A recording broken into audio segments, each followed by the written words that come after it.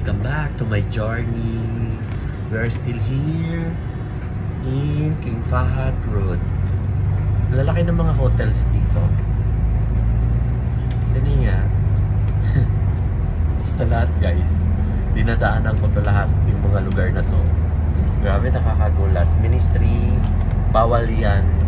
Bawal yan mahagip sa ano natin, sa vlog yung Ministry of Interior Building. So tayo lang muna ang harap sa sarili natin. Dadaanan natin yung building na yan. Hindi ko alam bakit siya dito dumaan. So ngayon, nag-observe lang ako kasi itong mga dinadaanan ng bus na to is lagi ko siyang dinadaanan.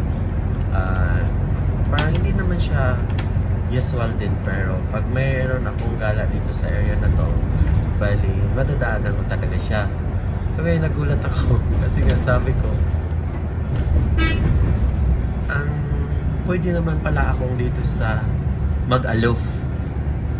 Pwede ako dito sa Sulaimania tapos Mag-Aloof.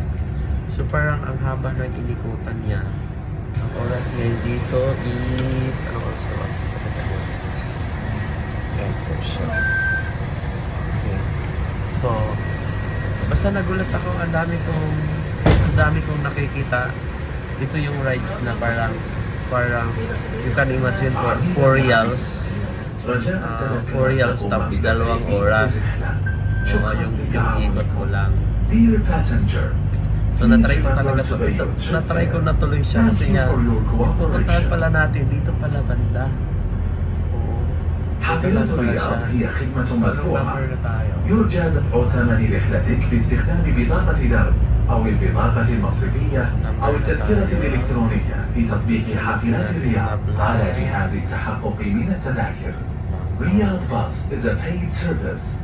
Kindly validate your journey by tapping your Darb card, bank card, or Riyadh Bus mobile app QR code at the ticket validation machine. So guys, binabaluktot ko yung cam kasi may police.